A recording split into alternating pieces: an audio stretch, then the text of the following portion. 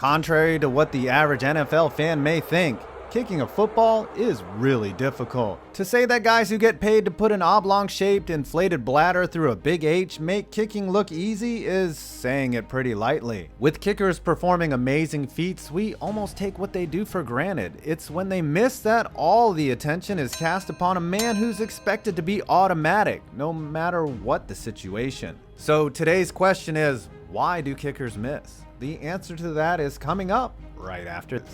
In my previous video on kickers, we looked at why I thought kicking had gotten so bad in the NFL. It turns out it hasn't. And that's in part to the applied science and knowledge to the art of kicking. When you look at what it takes to kick a football over a long distance, the math is astounding. An NFL football weighs 15 ounces, and unless it's near Tom Brady, it's inflated to between 12.5 to 13.5 pounds per square inch. According to Rhett Elaine of Wired.com, it takes about 96 newtons of force to kick a 40-yard field goal. To kick a 70-yarder, 247 newtons or 55 pounds of force, a 160% increase. In order to generate that much power via popular mechanics, the kicker's leg must swing through the ball at between 53 to 60 miles an hour. Other major factors include launch angle, exit velocity, air pressure, and other things we'll get into. It all adds up to kicking is as hard as two-day-old shit.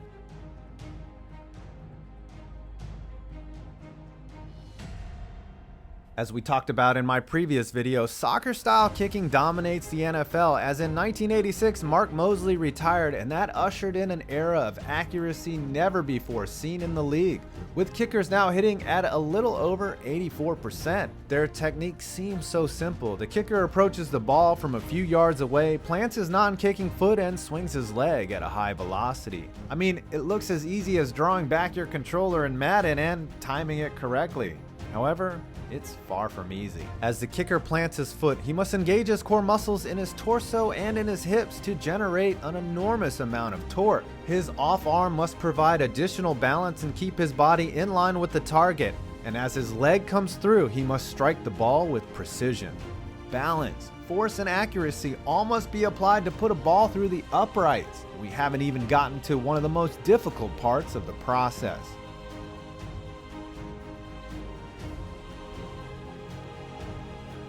All sports involving the striking of a projectile have a sweet spot.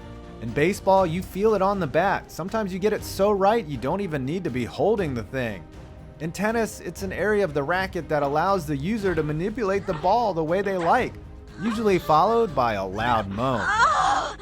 In science, the sweet spot is called the center of percussion, and the phrase defines the area where a perpendicular impact will produce no reactive shock at the pivot. That doesn't define feel, but at least it's some explanation of why it feels so good when you connect on a good drive in golf. On a field goal attempt, the sweet spot is tiny. It's in the middle of the back seam of the football, about 4 inches off the ground.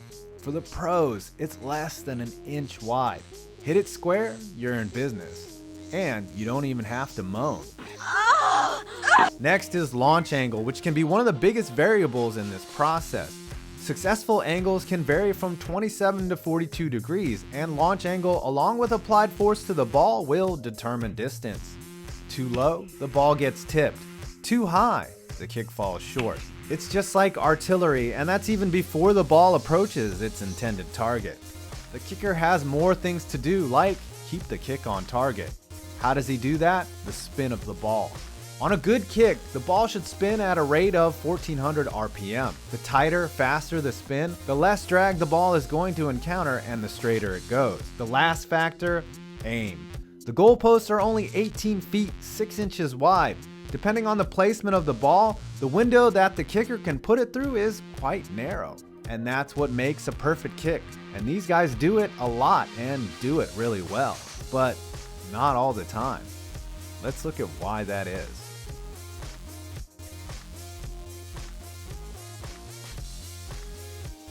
85% is pretty damn good. But you wouldn't get on a plane that crashed 15% of the time, would you? As a sports fan, you wonder why someone who practices something over and over again simply cannot execute it 100% of the time. That's where your variables come in, and we're going to look at all the things that can and do go wrong with a kick and the microscopic differences that result in a make. versus a miss. Before the kicker can plant his foot, the ball has to get there, and that alone can be tricky. A man bent over like Alabama in the national championship game versus Clemson must take a ball between his hands and spin it with precision 7 to 8 yards away to another man who must catch it, place it on the ground, and ensure the hold is good. I had a friend who was a long snapper, and he believed he could teach almost anyone how to snap in an afternoon. But then he followed that by saying, until you have a huge man in front of you trying to take your head off, a crowd yelling at you, and immense pressure not to up. From the snap, the holder has a fraction of a second to catch the ball and get it down. And kickers prefer the ball to be vertical, laces out. These are your first factors towards disaster. Any disruption in timing, the kicker can be screwed.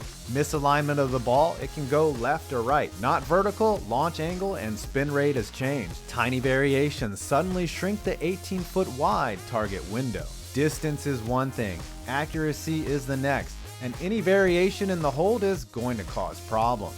The last factor, the laces. These are tremendously important. A football is already weird enough. It's shaped like Stewie's head. It has no uniform bouncing characteristics, and unless it's in a tight rotation, its aerodynamics are terrible. Anytime an object is rotating or moving through air, there is drag and varying pressure on it. The laces create tremendous amount of air resistance on the ball. Just like a curve in baseball, the presence of a low pressure area on one side causes it to move that way. The further from center the laces are, the more variance you get. Even with the laces out, they can affect a kick. And if they are facing the kicker, look out. I asked MMG, aka Papa Migs, about the laces. He said you can still get a decent kickoff even if the laces are in, but it actually hurts like hell to kick it. That's a double whammy for a kicker, missing the kick and your foot hurting. Can you adjust for the laces with your kick? MMG said basically nope, once you start your motion, that's it. Sure, some kickers can adjust for slight missed timings, but not for the laces. Damn, son. Of course, there are other factors to narrow this down to: wind, air pressure, tall D lineman, Troy Polamalu, distance, etc. Kickers are asked to do near impossible things, and sometimes they still do it.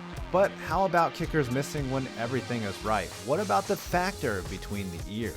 Well, we'll never be able to quantify or define a kicker's mentality or intestinal fortitude. But in order for me to leave you with something satisfactory, kickers missing can come down to just one thing that I outlined before: that tiny little sweet spot on the ball. Remember, you're asking a man to whip his leg with nearly all his strength through a minuscule area. To be quite literal, it's where the rubber meets the leather. And in asking a kicker to kick a ball through the upright at more than 35 yards, you're looking at millimeters being the difference between a hero and being the most tough luck kicker in all of football. So before you take to Twitter and tweet something you regret and have to delete your account, keep in mind the pure difficulty involved in what it takes to put an oblong ball through the upright, and all the tiny factors that determine a make or a miss. Then look at the offense and wonder why they can't score in the red zone, and at your defense for not getting off the field on 3rd or 4th down. And finally, ease up on Cody Parkey. That kick was partially tipped. He couldn't do that on purpose if he tried 6 times in a row. Cody Parkey hits the extra point. That's 2 now that have 41 yards away, and that, boy, he can hit them toward the upright. Unbelievable. Well, I hope you enjoyed this video. Please do not forget to check out Vincero watches from the link below and use my code 5points and get 15% off your first order. And don't forget to like, comment, and subscribe for more interesting videos on sports. I'm 5 Points Vids, and you made it to the end of this video.